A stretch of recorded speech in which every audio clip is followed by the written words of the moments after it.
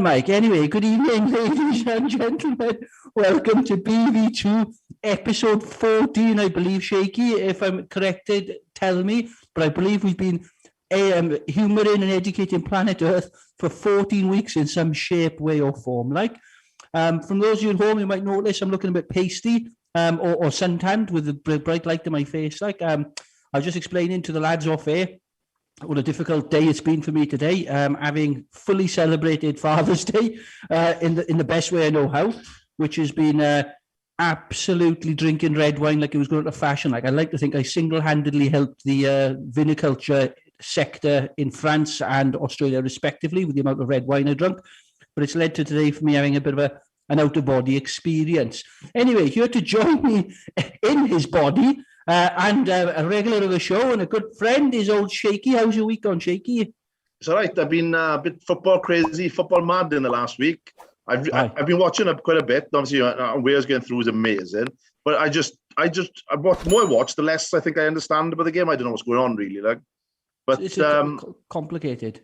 Yeah, but there's always these arguments on Twitter. Football becomes national sport, rugby, and this. I don't know what the fuss is about. It's like if Wales are in an international tournament and selling the country, doesn't matter what the sport is. Let's just get behind them and love it. That's what I think. And shove the Welsh name out there. Do you know what I mean?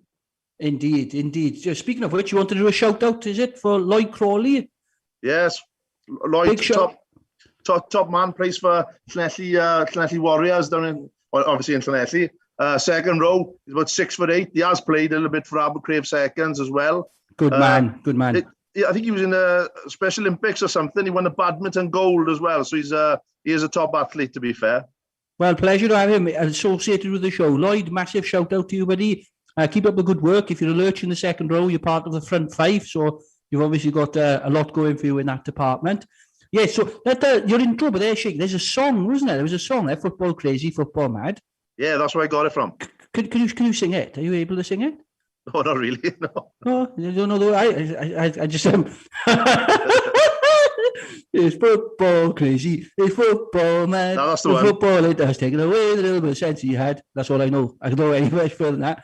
If anyone needs a singer for weddings, bar mitzvahs, or funerals, just drop me up, put in the DMs, innit? I'll get signed up to that. Anyway, so Shaky, enough about you. You haven't really done much. Can I just say that I'm really excited about tonight because of all the whole start of this show was about introducing grassroots players and from different sports and stuff. And we can have our Adam Joneses on and we can have our Lee Jarvises on in the internationals. But the heartbeat of rugby will always be the grassroots clubs, won't it? The clubs, the Ystrygynlaises, the Bonamines, even the Abercraves. Do you know what I mean? And they're the heartbeat of rugby. So I'm really chuffed to get Mark on today, who is very well renowned in our district and as such for being a really good club player. I agree. No, I was super stoked. We heard that. So I'll do some intros for Mark. So Mark, absolutely, Bonamine, Morriston, a couple of other clubs around the valley as well, where Mark has played his trade. Proper. Look, anyone that's played for Bonamine, right? They're not players; they're survivors. If he's done and over 500 senior appearances, which is just amazing career. I'm really excited to talk to him. So welcome to the show, Mark. How are you? I'm very well, thank you, boys. Thank you for having me. Maybe I should just give you some of my Valley credentials because I realise you boys are from the top end, right? So my mother-in-law is from Cwmllynfell, all right? She's one of the Bainan family, well known in Aman and what have you. My father worked underground on Llwyn number 3, okay, until 1962, till it was closed. And my missus, Nia, went to Ysgol Gyfun Ystrad. So it might make you feel a little bit more easy talking to me. How old is she, Mark? Oh, she's got a big birthday coming up next month, Mitch. I can't say, but it's 50. I'm older than me because obviously I went to the Slavera Academy myself.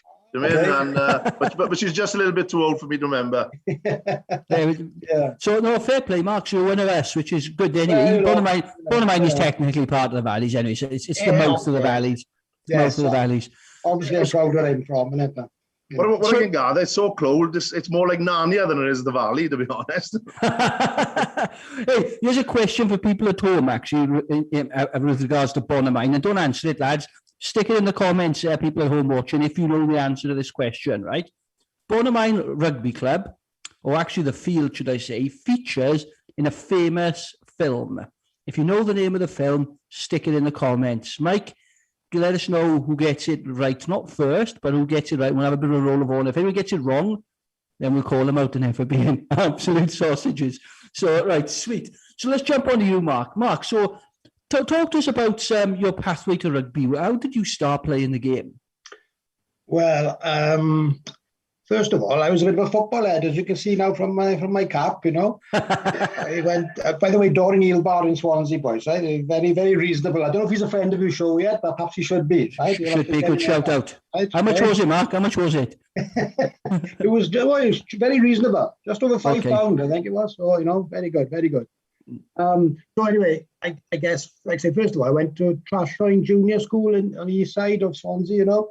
Yeah. And like I said, I played football there. I enjoyed it. Really enjoyed my time. And we had Andy Melville there. He was in the team. He was a bit of the star player. He went on and he captained Swansea City. I think he's played for Wales, obviously. Yeah. He played in the Premiership, didn't he? Yeah, I think he went in the end to Oxford, I think. That Sheikh fella, you know, the one who owned Harrods, who was giving them all gold bars. So flipping heck. Maybe I should have stayed with football, thinking about it. So we went up then to a comp in Kevin Engoid School, you know. And well, I got to be honest. I think I was like very, very quiet boy years ago, and I think most of the rougher boys played football, and I didn't fancy it. I don't know why. I didn't go to the trial, and I didn't want to get involved. And then as you just start playing PE, isn't it? You know, I think one of the other teachers said, "Oh, do you fancy having a go at rugby?" And we had a teacher then, a chap by the name of Neil Edwards, and he played for Swansea Rugby Club, I think, now and again, and the Athletic in Swansea. And he was a good PE teacher. And so I started playing for the school team, you know. And we were a pretty good side. We didn't win everything, but we were pretty good. And then as you get to the end then of your comp age, then, you know, you went up to Bonamine because the school in Kevin Engoid is just by the rugby club in Bonamine. Yeah. You know, you just progressed then into the youth team then in Bonamine, you know, because that's what your mates were doing. So I just followed along and went with the flow and, you know, stayed there 15 years or so before falling out with them. So Bonamine obviously played a good standard. Yeah, they were a good club, played at a good level in Wales. We've got a lot of viewers who aren't based in Wales. So, you know, just share with them a little bit about the club and its history and you know. Well, I think they can't really find out, I don't think, exactly when the club started playing rugby there. So I don't think they've ever had a centenary year, because I think the records are a little bit shaky, to coin a phrase, right? I don't know quite if they've got the records for it, but I think it was in the 1920s.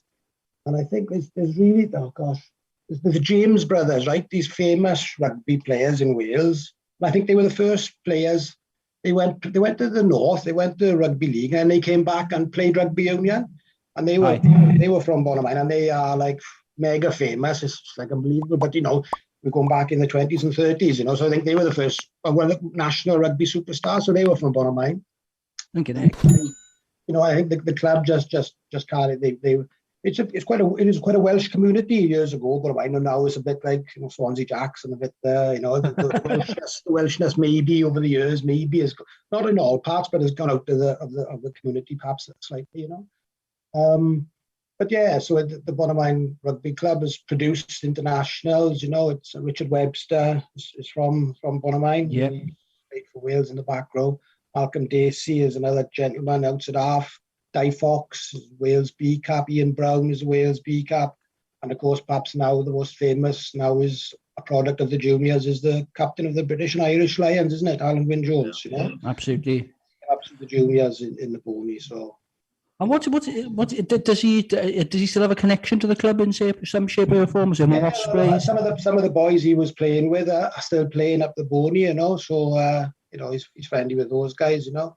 But of course, you know, he's moved on to bigger and better things now, isn't it? So I don't expect him to go along for the pint, do you know what I mean? So I think he's busy doing other things. So, but it's just nice for the club to be involved in it with such a renowned player and potentially, arguably, one of the greatest players Wales has ever produced, isn't it? You know, and probably the world. Let's be honest, most cap player in the world. So I know he has his detractors this side of the bridge, like. But you know, you don't get that many caps, and you don't get to captain the British Lions if you're not a very special talent, like a very special man. So I gotta say, mine that you don't get many critic from other professional players. They all seem to rate him highly. The only critics you seem to get are the English rugby supporter, really. The Scots are quite bad as well. Like they and the Irish, the Irish have become the new English, haven't they? They've become annoying. Like. But the fellow professionals seem to rate him so highly, don't they? And they never got a bad word to say about him. The thing for me, boys, you talk about great players, right, in any sport. And for me, the definition of great is to be doing it over a prolonged period of time. Anybody can be a good player for a couple of seasons, or one season, or a couple of seasons. But that man has played consistently well for his country, for his club, for God knows how many years. Do you know what I mean? So anybody who can do that, then the detractors can all go and catch a bus somewhere else, because you can't do it, can you? Over that, the way he plays the game. In fairness to the boy, isn't it? Step in, lead from the front, plays in a position where you can't shy away from contact. So. And you're absolutely right. I'm what Shakey just said there is that you hear people like Lawrence D'Alio, all those pundits, Brian O'Driscoll, all those type of guys, like, they all talk him up, like, and these are guys who've been in and around those professional environments. So they're no mugs, like they understand, they see the stuff that probably we don't see. So I in terms of the detail, like they see it, we're all watching in black and white metaphorically, and they've got it in Technicolor. So they see it at a very, very different level to the rest of us. Now, Bonamine Rugby, Shakey, what's your experiences of? Have you played against Bonamine many times, Shakey? I was never good enough to play against Bonamine. There always seemed to be a level, but I caught a strut on the way down when I was coming out of the seniors, unfortunately. Or fortunately, really, because I wouldn't fancy playing up there. I have played against Mark once. Mine, he probably doesn't remember. I played against him. He played for Birch Grove against Astrud. Right.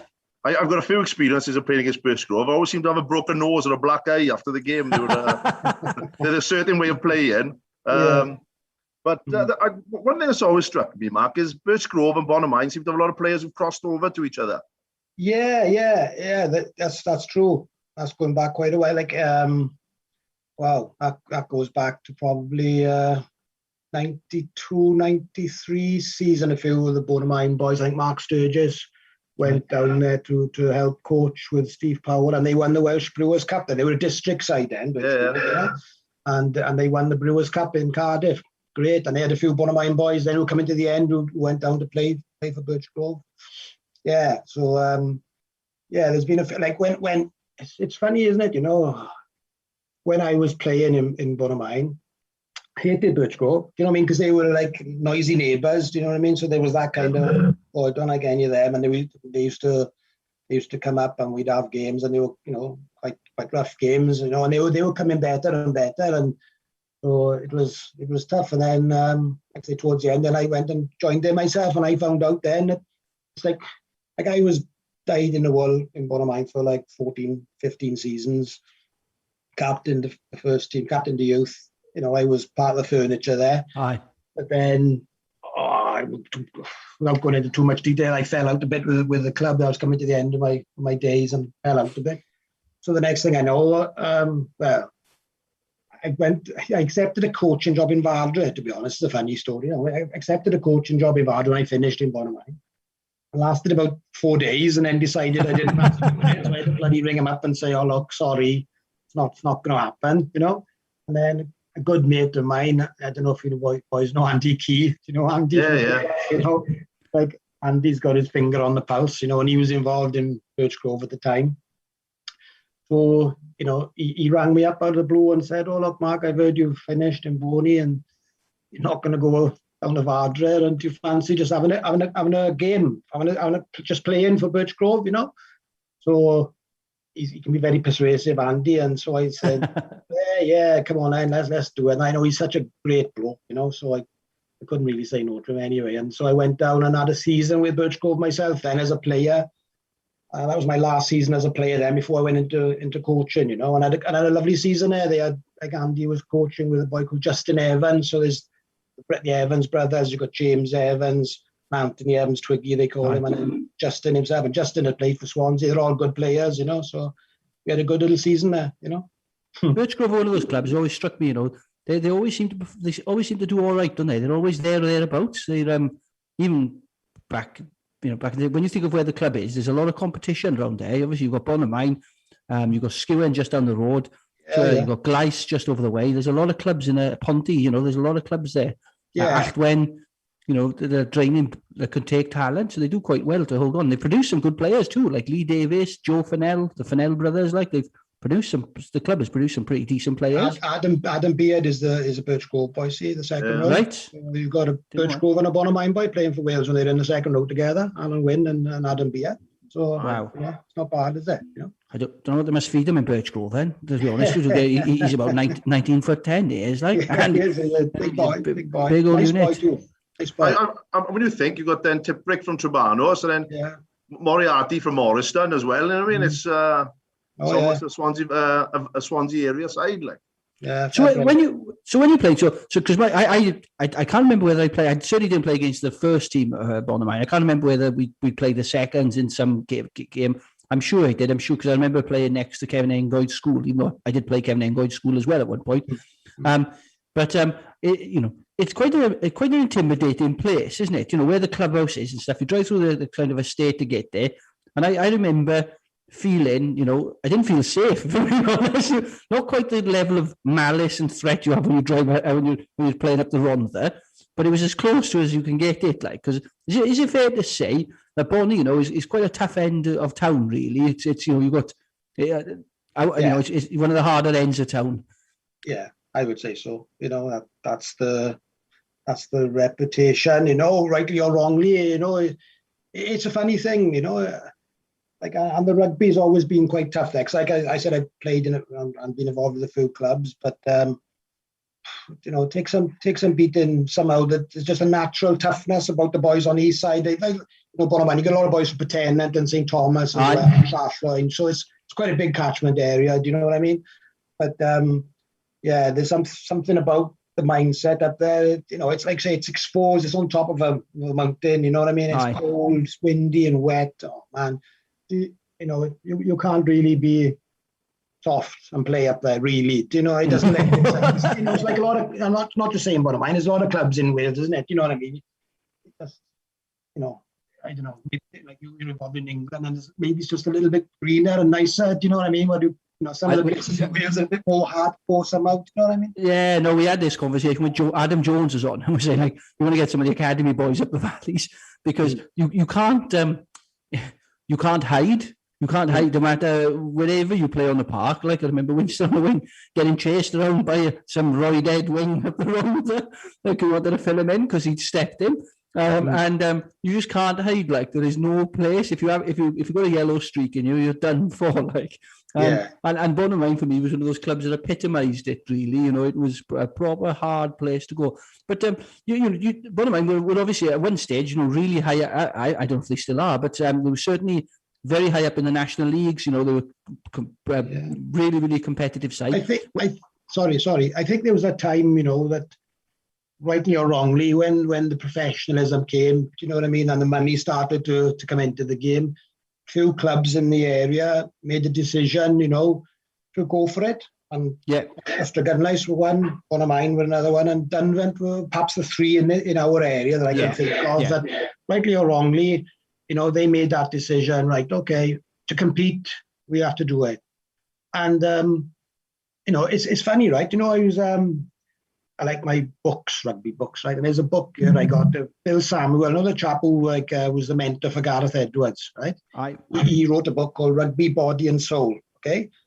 And in this book, he's talking about clubs in West Wales after the Second World War who became ambitious and started paying players. So it's always been in Welsh rugby. Do you know what I mean? It's always been in West Wales local rugby. For those clubs who wanted to, you call them pot chasers in his book, he does, for those pot chasing clubs, there's always been money in Welsh rugby. And so it's a difficult one. But going back to your question, that's, I think, what Bonamine, Gunlais done, but made the decision, okay, to compete, we're going to have to, join this kind of semi-professional ranks then, Yeah.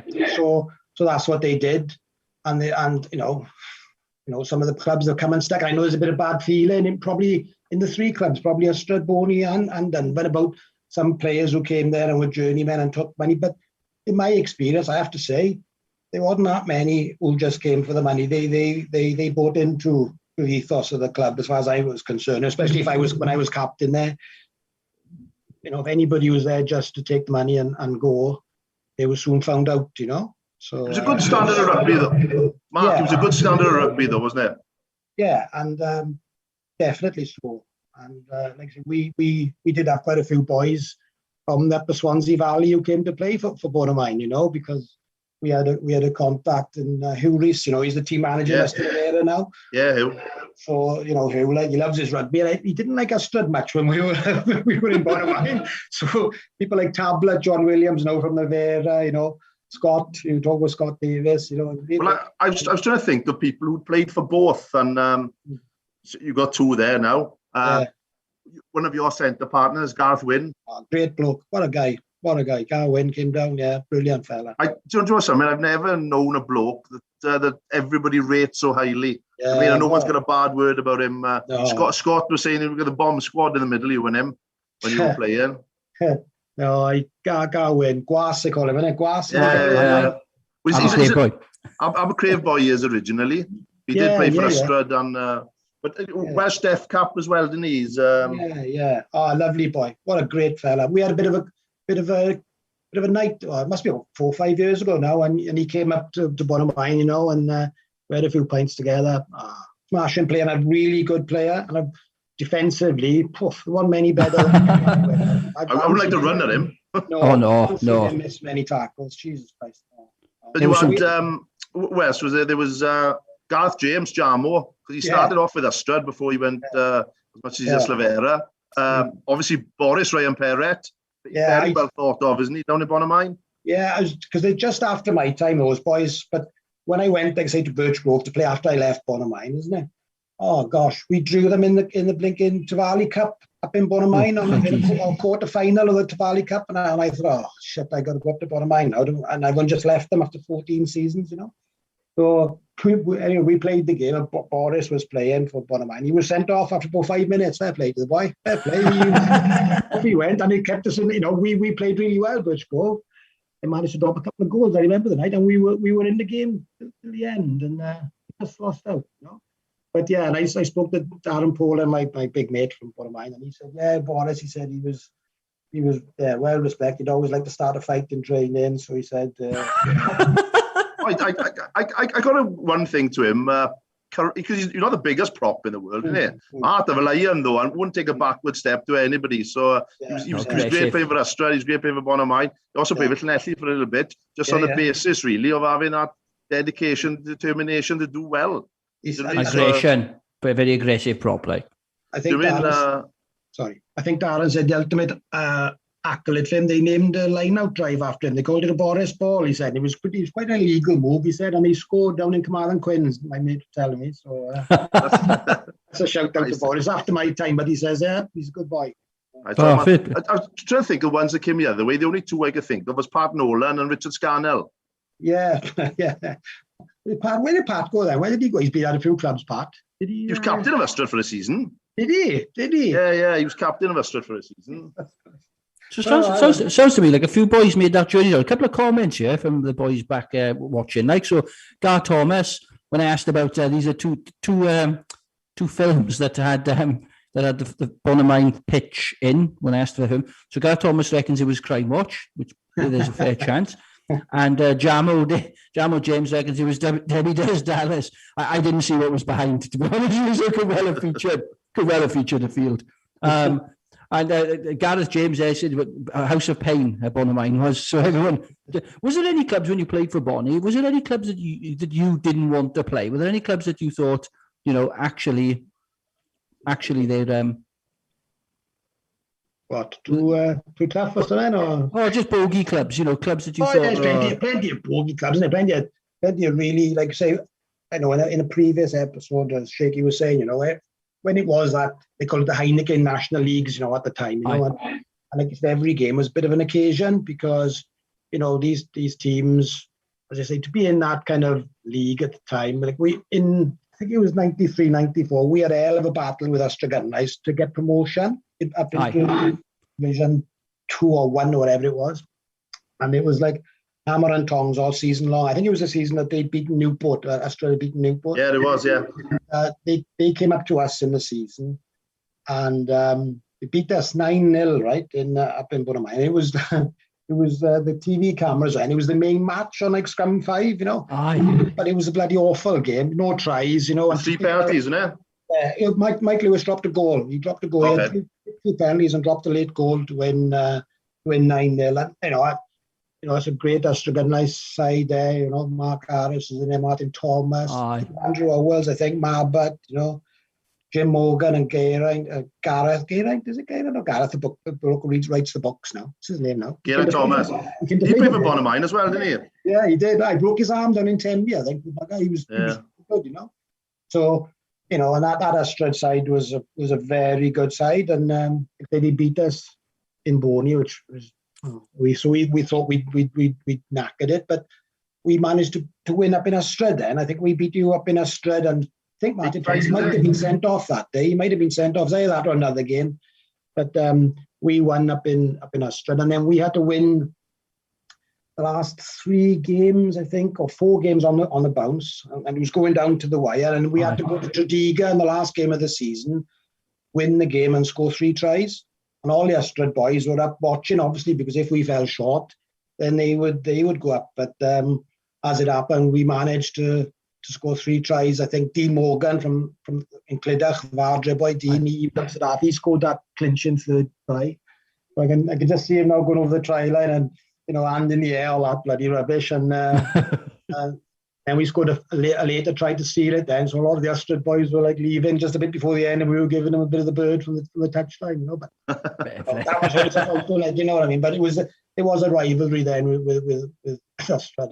It's like lately the Bonamine has been, Estelvera has been the rivals. The Barnos, and in fairness, those clubs at the moment they're a little bit higher, aren't they? So it's interesting in Valley Rugby, and not just this, just in general Welsh rugby, how a lot of clubs ebb and flow, like how they, they have their moments, like Trebanos, fair play to Trebanos. That club has gone through a significant period of growth, really, back when we were playing. It was a fairly, I would say, a junior club, but it wouldn't have been a competitive club. It wouldn't have been, whereas clubs like Bonamine, and Astrid in its day, but more so Bonamine and Dunvant, they were really feeder clubs into Swansea, weren't they, really? If you wanted to be in or around the Swansea setup, then the way to get there would have been through either Bonnie or through Dunvant. You've got to say about Trebanos, man, the players they've produced, Arwell Thomas, Robert Jones, Blethen Bowen, Justin Tiprick, do you know what I mean? Crazy. And there was, when Astrid were flying high in the Heineken League, there was a significant amount of Trebanos boys in that side. Yeah. There was at least 6 or 7 around the squad in that 4 or 5 years. So, to be fair to Trebanos, their better players were being taken away from them, and now they seem to be keeping them and controlling that area. They seem to be doing well. Yeah. And I guess that's the same for a lot of those kind of feeder clubs, if you like. If you don't, it's a tough moment of truth for a club, isn't it? Bonamine is slightly different, but for clubs like Astrid, Abercrave, those, is you'll always have a talent drain, because everyone wants to play the best standard of rugby they can. Whether it's in our area now, it's Eslavera. So boys from Aber will go to play for Eslavera. It used to be Seven Sisters at one point. That was the step up, Astrid at one point.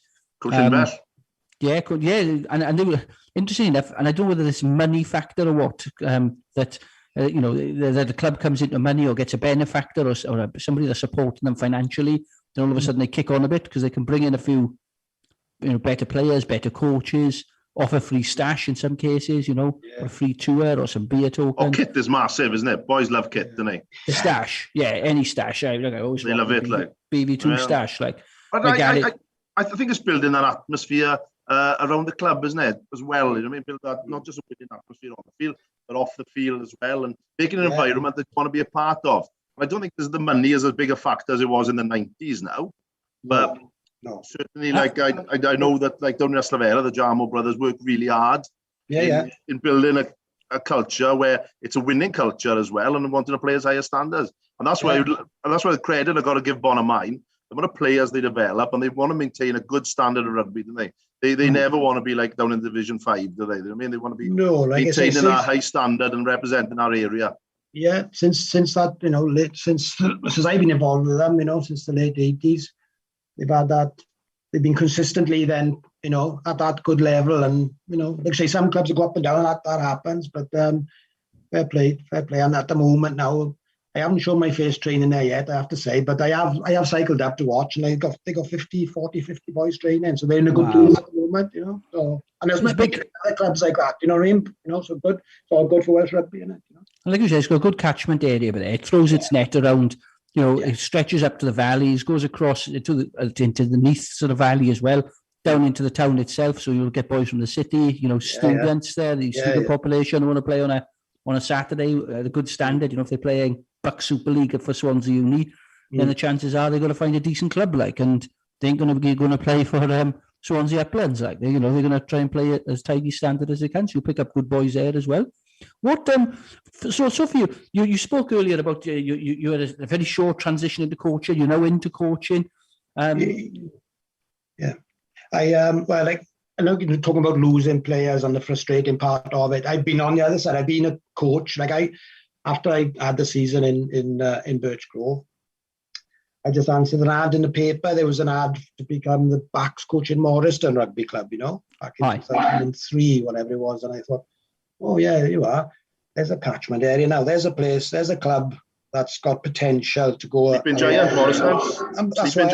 That's why I thought, right, I'll go down there and have a little nibble there. Do you know what I mean?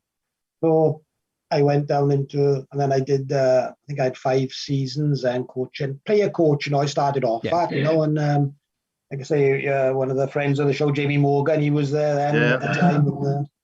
He scored the first try. When I was coaching, the first game we played Pyle away, and we narrowly lost the game, like 11-9 or something, and Jamie scored a try. Fair play to him. So I always read him about that. He was the first boy who scored a try. Then our second game was Abercrave at home. We managed to win well. I think we won by 30 or 40 points.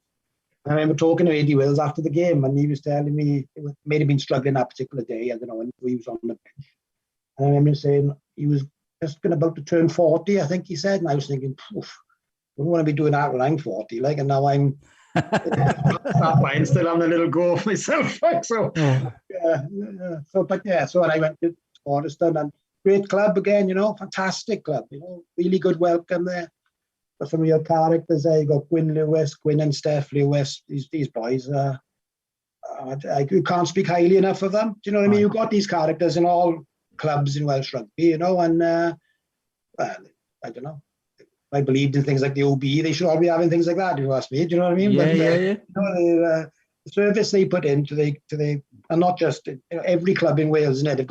We've all know these characters who are just like the heart and soul of the club, So when there's good people involved, that's what rugby's about, isn't it? Having good people in the club that people can, get an affinity with and respond to the way they are and their honesty and their integrity, to be honest with them. So that's all you want, isn't it? And a little bit of fun as well. So, Gwyn Lewis, he'd start a sing-song in a phone box, and he'd be conducting the club there in Morriston. Boys, that's all you want, isn't it? Is enjoyment and like honesty and good people. And I got in most clubs, and if they're lucky, to have that about them, Definitely, definitely, and that bit around. You see your transition, because playing a player coach, I never did that. I was either a player or a coach. How do you find that? How do you manage that? Just for me, that's a real bit. That's a big ask. It was a little bit of a tough ask, because I tell you what was the worst thing is that you trying to arrange a team on a Saturday morning when the boys are dropping out. So I was tearing my hair out. Because we didn't have a team manager as such as myself and a chap called Nigel Adams, who was a Morriston boy through and through in the beginning.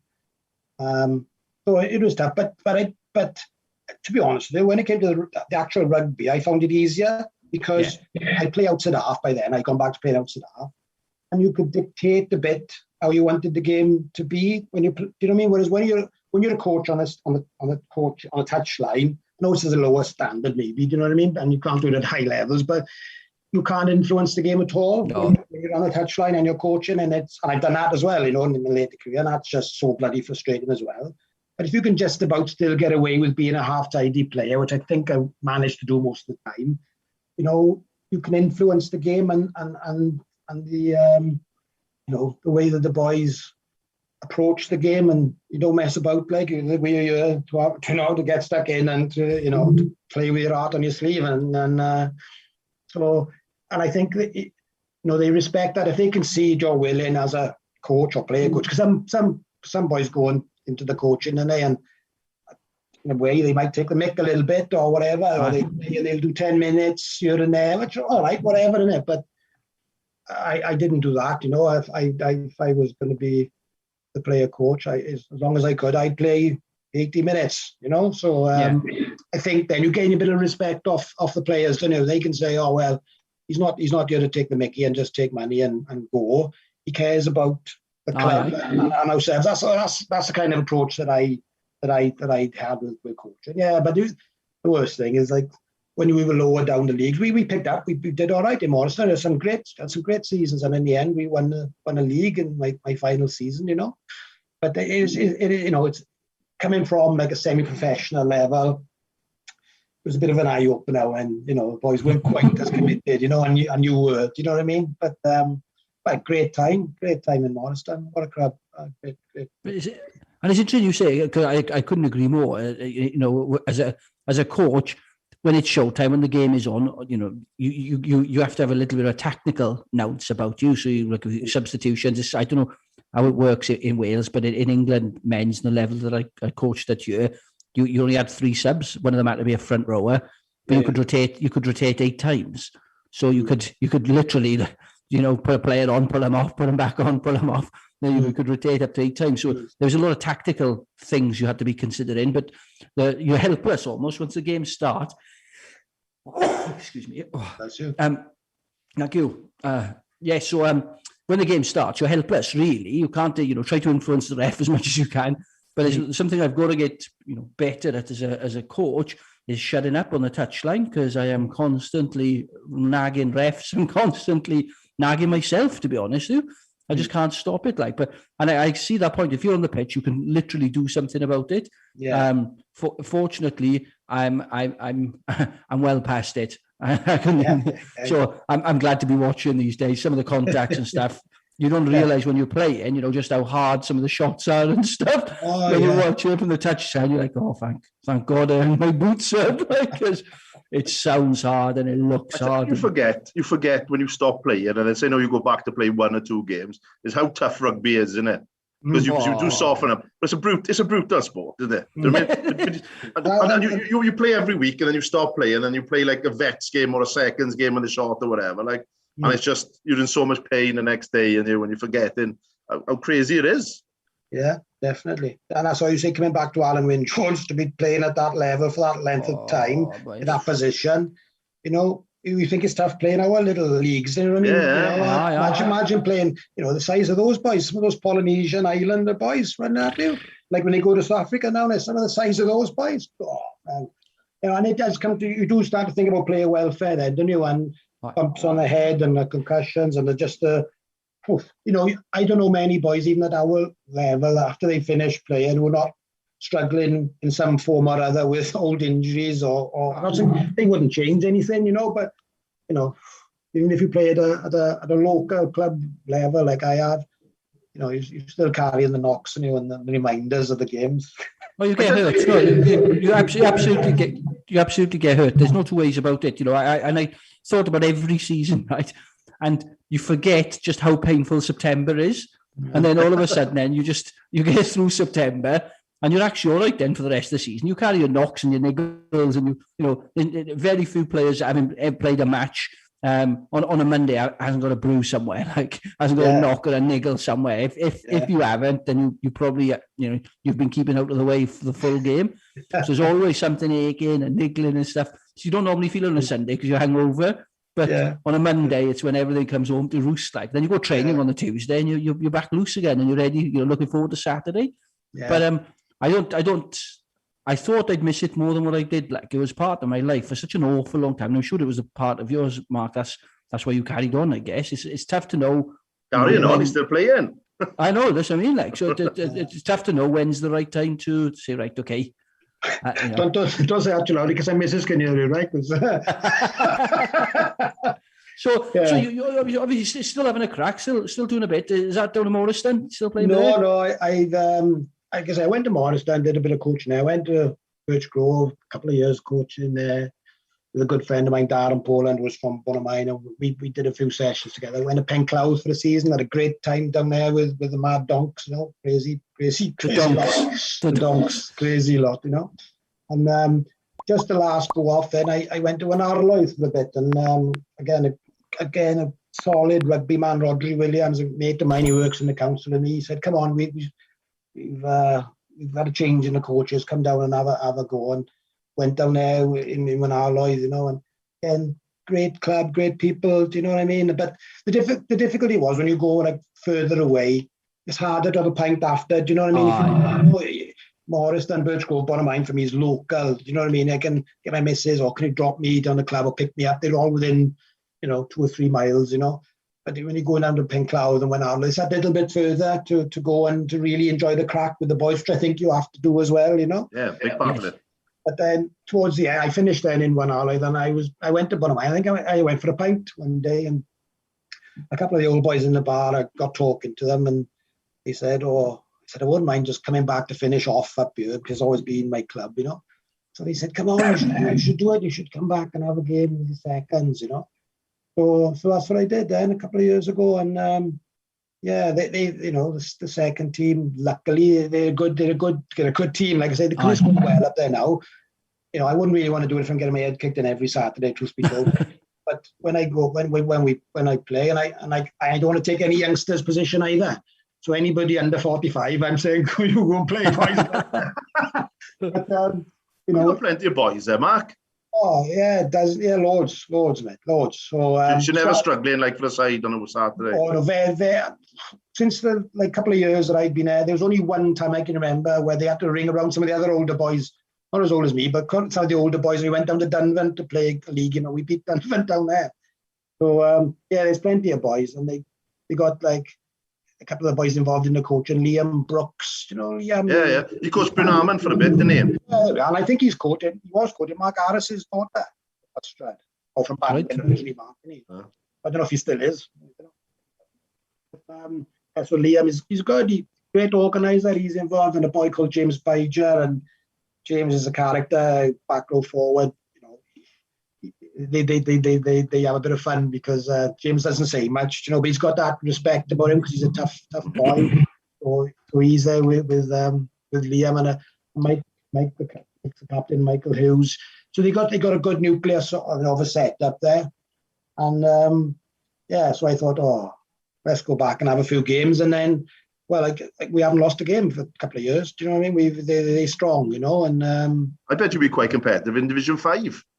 Well, I think that's the talk they wanted to do, and I know it's a difficult one, isn't it? But I was at the club Saturday morning and talking to Richard Scanlon, who's now the chairman, isn't it? And they're talking about these new leagues. So in the leagues coming out now, in the plate, is it the plate and the bowl and the cup? So I think Bonamine are in with Gleneath, Birch Grove, and Dunvant. They play off, I think, and then they go to the other.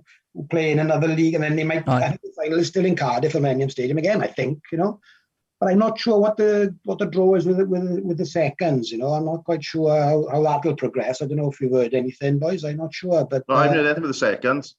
That's going to be difficult keeping boys. Yeah, honestly, they got 40-odd boys training.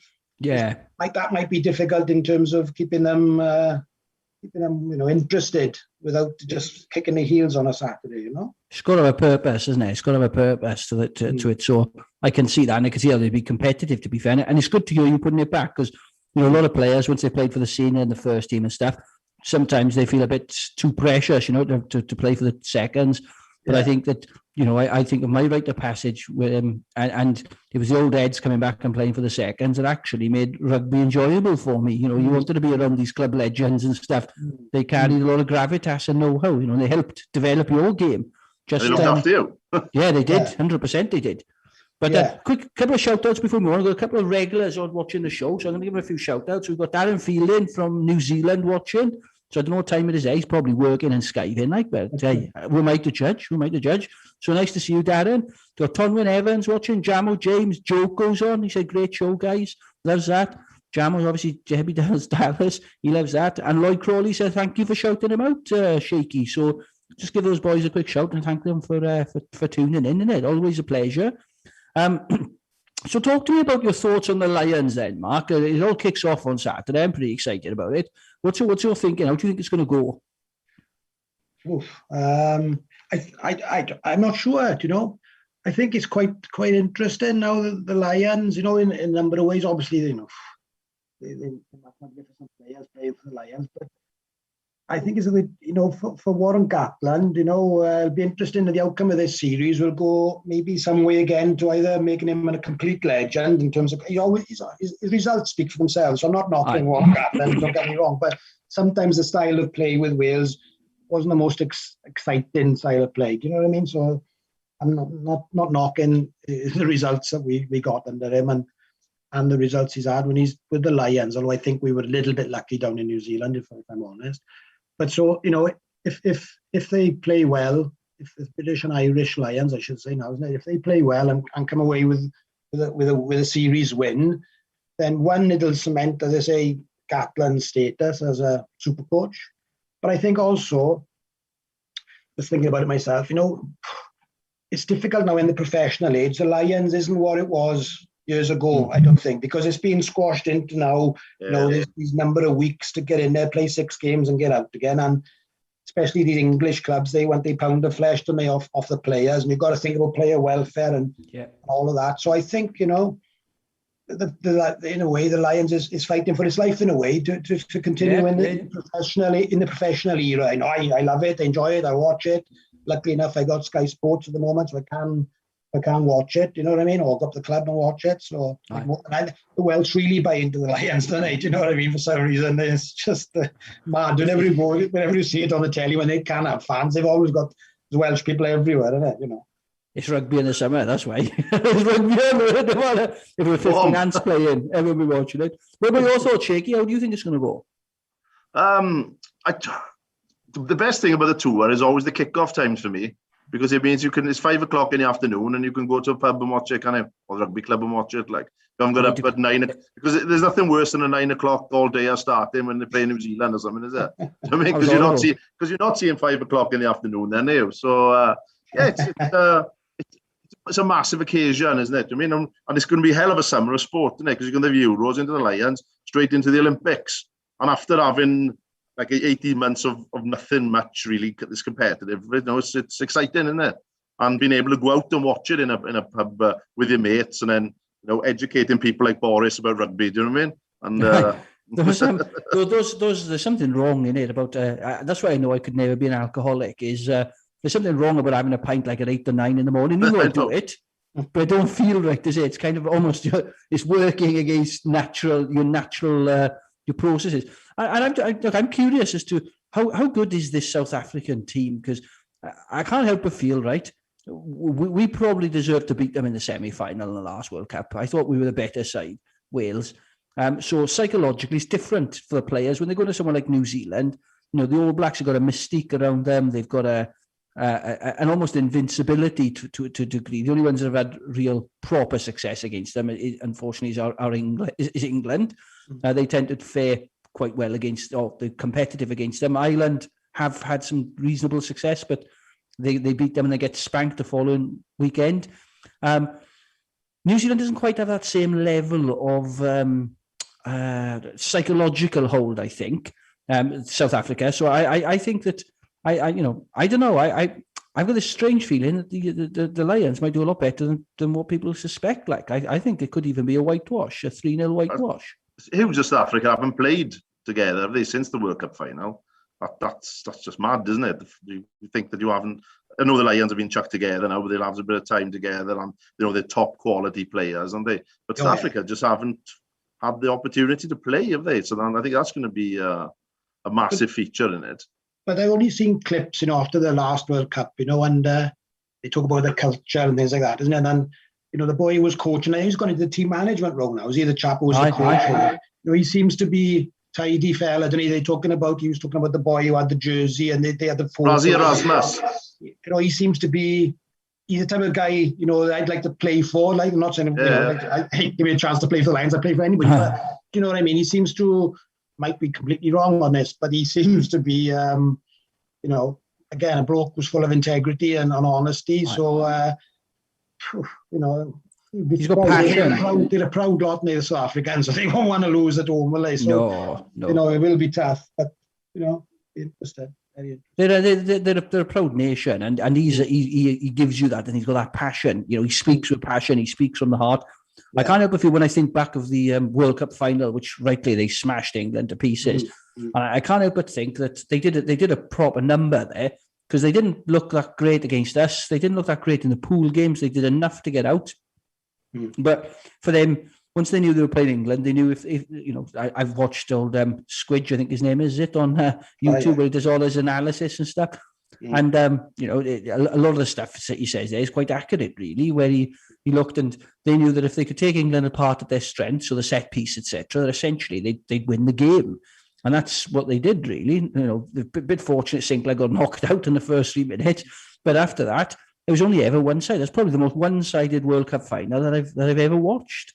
Was that South Africa being amazing, or was it England being very, very poor? I suspect personally it was as much as the latter as it was the former. So I don't know. It's going to be interesting how they go out there and perform. You're right though. The Saffers, nobody wants to play them in their backyard because they are brutal. But I think we've got the boys to be able to do that. Yeah, can't argue with that. It could be more physical than the last game they played. Brian O'Driscoll, was one of the best players ever. And when he hit that boy in the back door, and they both look massive, isn't it? Oh my God!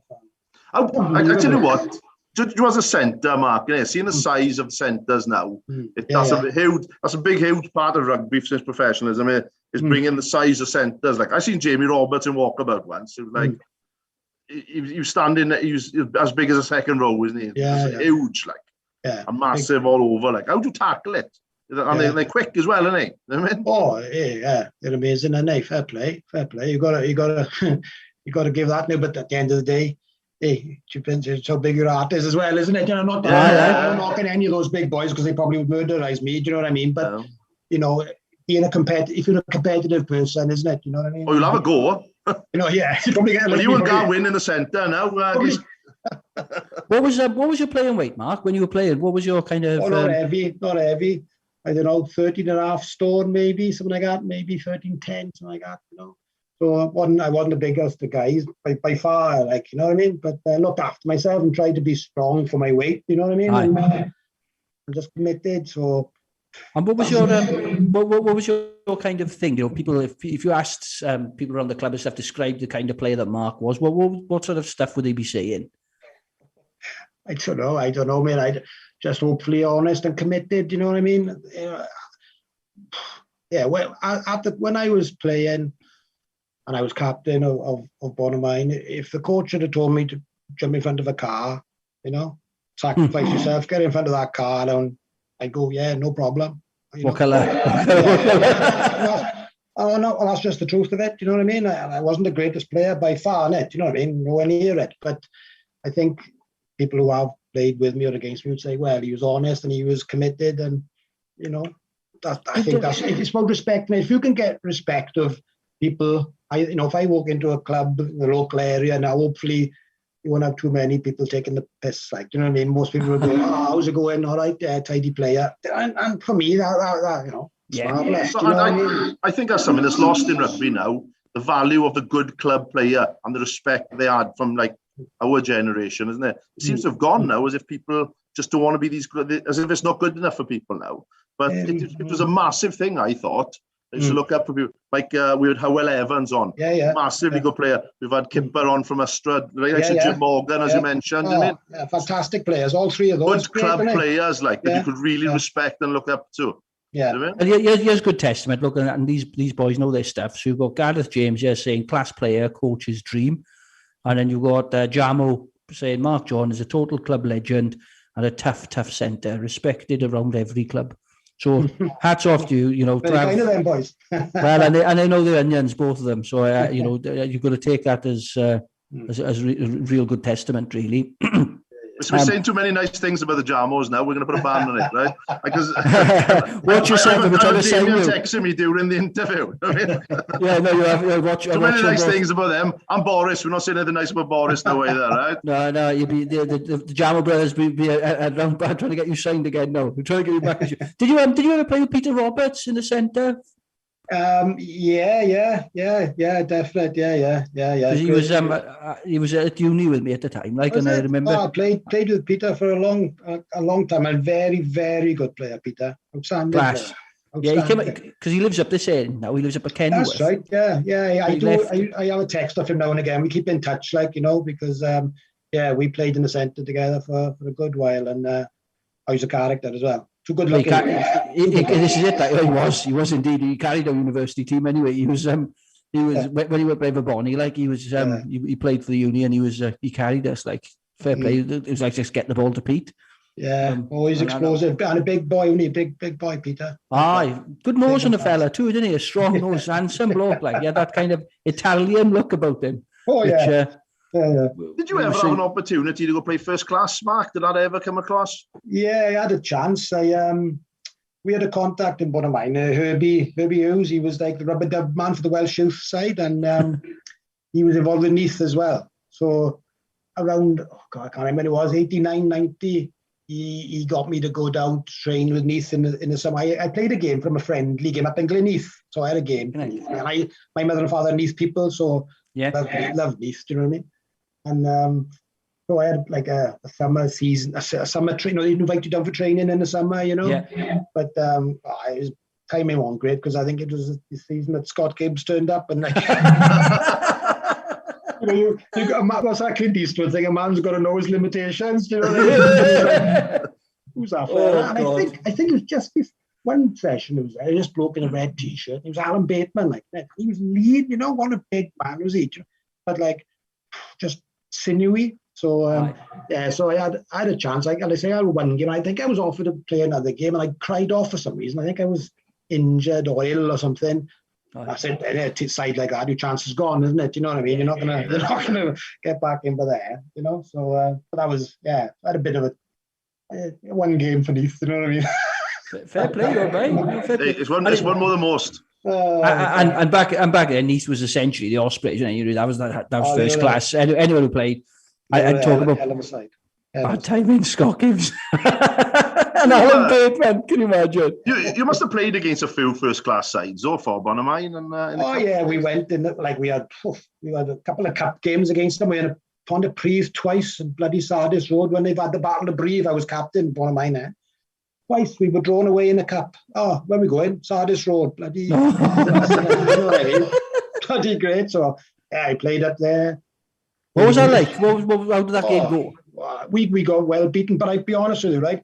We played okay. We played quite bloody well in both games. We lost by 40 points in both games, but at that time they were beating sides by 50 points, like you know, in the Premier League. You know what I mean? So yeah, and they were one of the best sides, not just certainly in Britain and arguably Europe. Do you know what I mean? It was when Phil John was there, Neil Jenkins was there, Paul John was there, Bazzani, you know, the Chief. Chief was there, yeah. So we spoke with Lee Jarvis last week. Pontypridd were just full of Culty Rose, weren't they? Yeah, everyone in Wales like Pontypridd a bit, didn't they? Because they were these Culty Rose.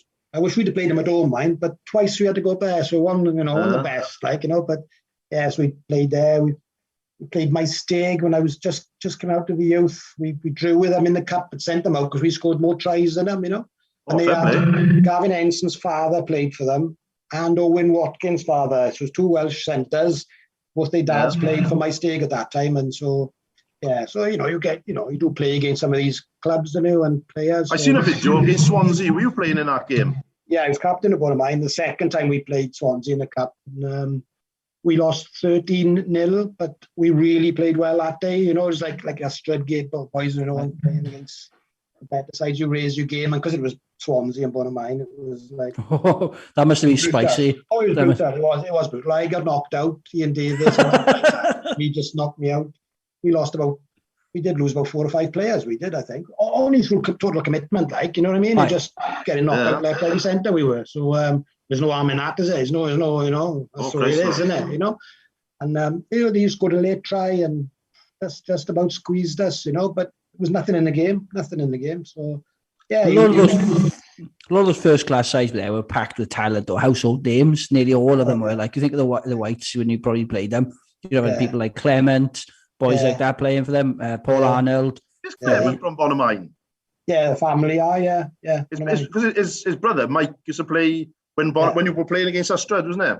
Yeah. Mike's good, mate. And me and Mike still go cycling now on a Saturday. Yeah, great bloke. I do shows a standard then when you played against Astrud. You had Malcolm Dacey playing for Bonamine, didn't you? And then Mike Lewis playing for Astrud, a Welsh cap and a Welsh B cap. Yeah. You know, it shows the players who were down at that level of rugby, doesn't it? Yeah, and all the players around them were bloody good players, you know what I mean? And halcyon days. Well, it's a good standard, like you said, when the game turned pro.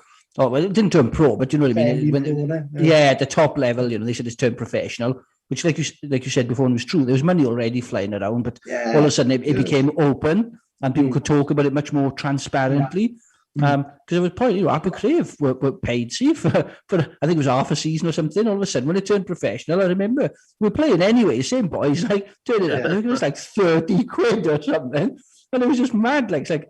And the club managed to do that for about 5 weeks. I thought, right, we're going to go skint here. Like, we have to sell the place just to pay for the same boys who are turning up anyway. Like, all at the same contracts and everything. Like, it was mental, absolutely mental.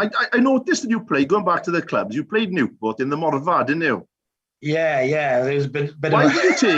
Why did you take it from Bonamine to play in the Morfa when obviously the home ground was a weapon to you, really, wasn't it? The House of Pain, as Garth Jarmox called it. Yeah, good question. That I wish I knew the answer, to be honest with you. I think I don't know. Money, probably, but money in it. I think so.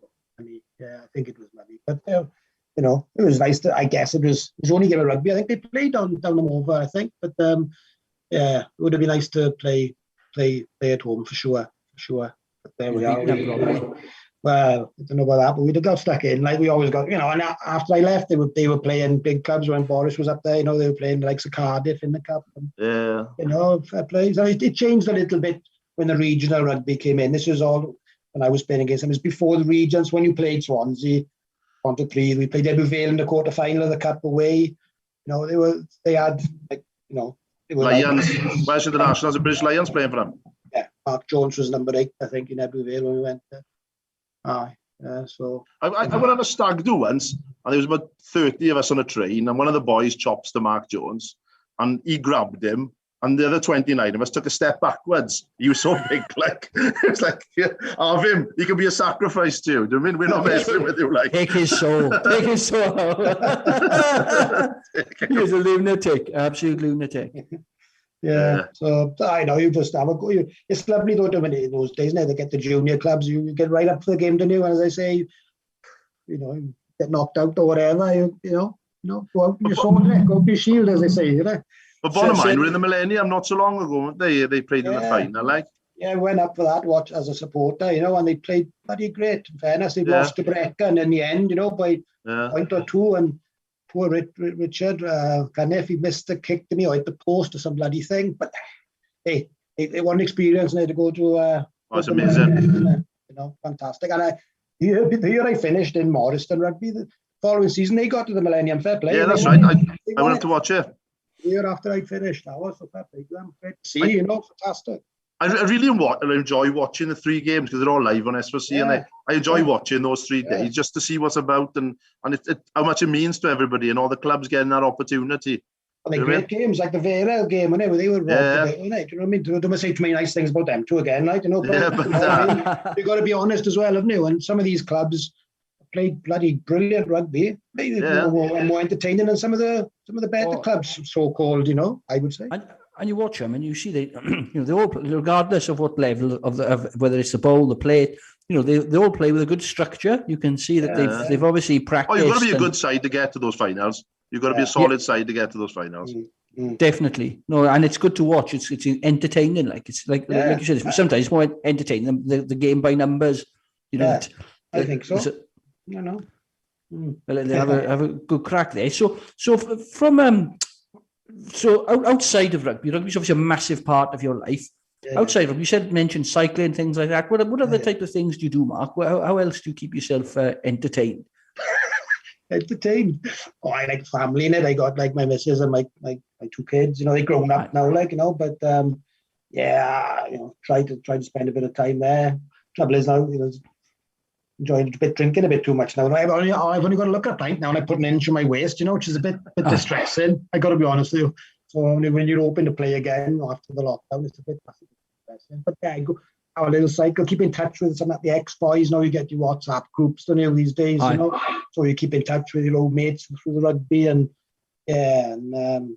just basically try and keep busy. And as long as you're healthy in it, you know, and you can enjoy yourself, by all means, I think we should all have a go at that, shouldn't we? Life's too short in it sometimes, you know what I mean? Oh, definitely. No, definitely. You know?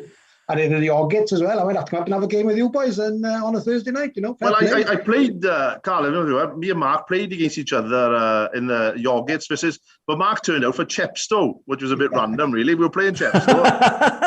And I didn't really know you at the point. And then I was thinking, I recognise our face. This guy's not from Chepstow. And you ended up tumbling somebody on the floor in that game.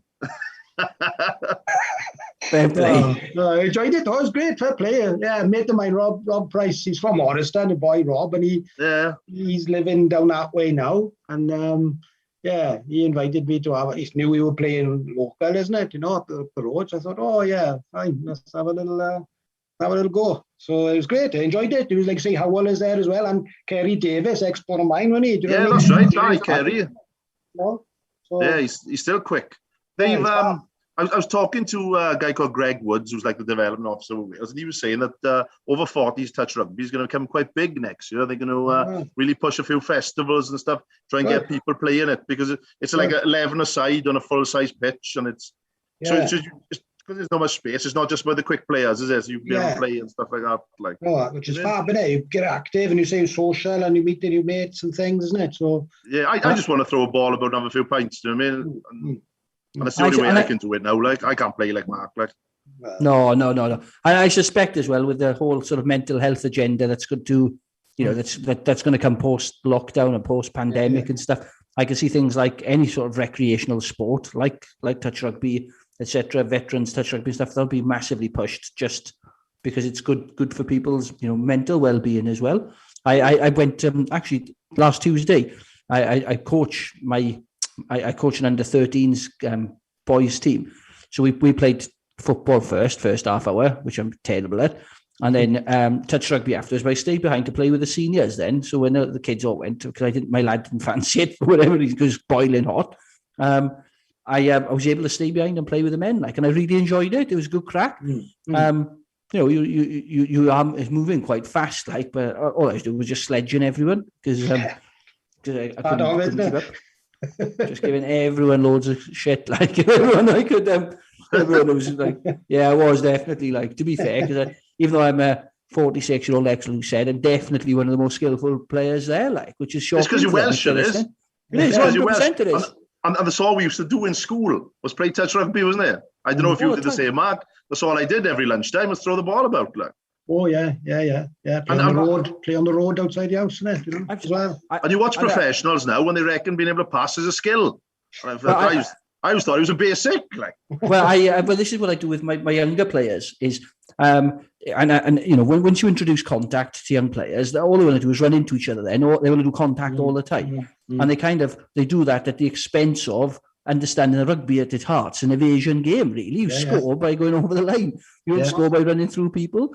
So I have to regress them, and I have to say, right, guys, we're just going to play touch, and it's two-handed touch, you know, through the legs, one-hand touch. You got to offload and introduce conditions into the touch just to make them get that spatial awareness, trying to get them to move the ball, because you know the only way you get good at catch and pass and all of that stuff is to do it. So, and one of the things we had to do it as kids, because actually when you played on the street on concrete, you know, it was all ages. It was everyone from 6 to 16. And basically, if you didn't catch a ball, you ended up on the tarmac, or you ended up in a wall or something, or over the edge.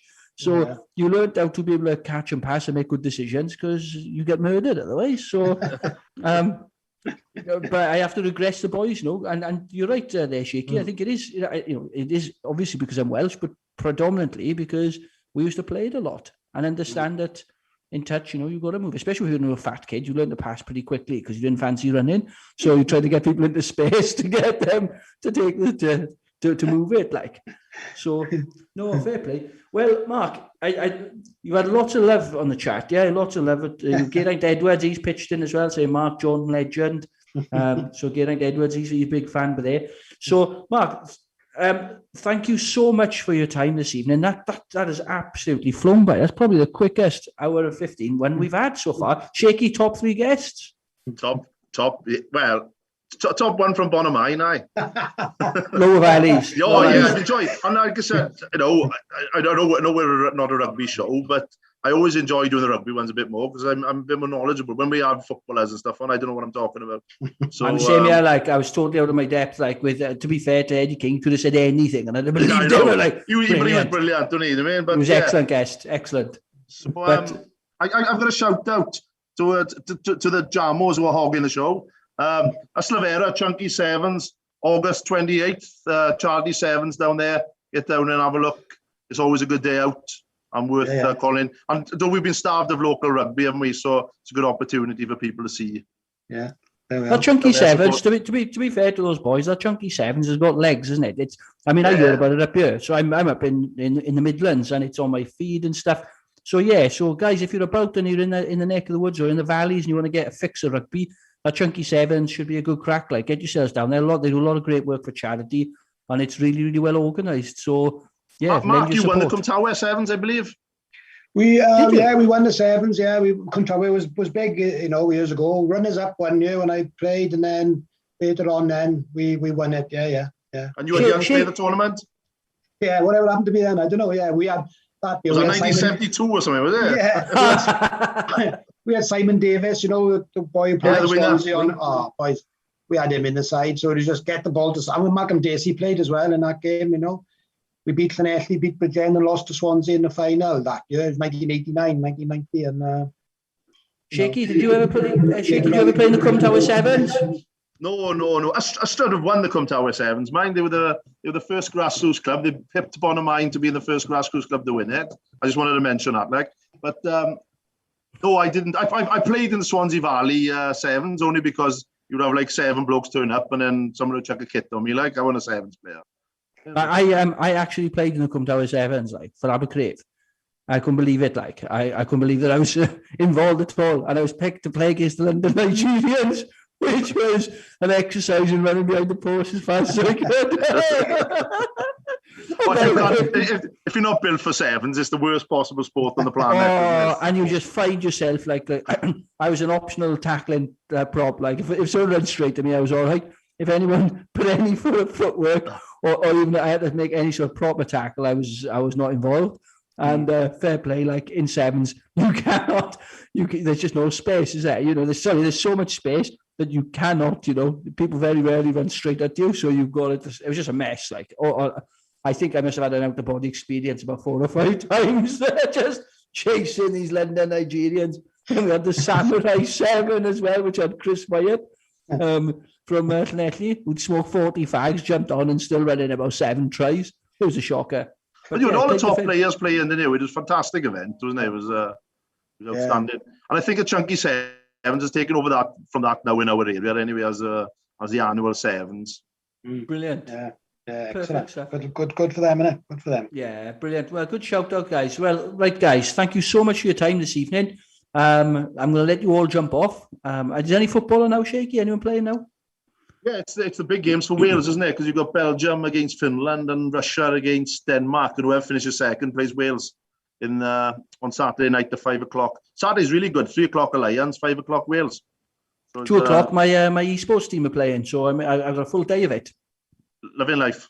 Absolutely filling it. Brilliant stuff. Right on, guys. Thank you so much for joining this evening, people at home. It's been a pleasure. Thank you so much. Loved it. Absolutely loved it. Welcome back anytime, Mark. Really enjoyed that. Brilliant. Cheers. Ta-ra now. Bye. Bye at home. Bye.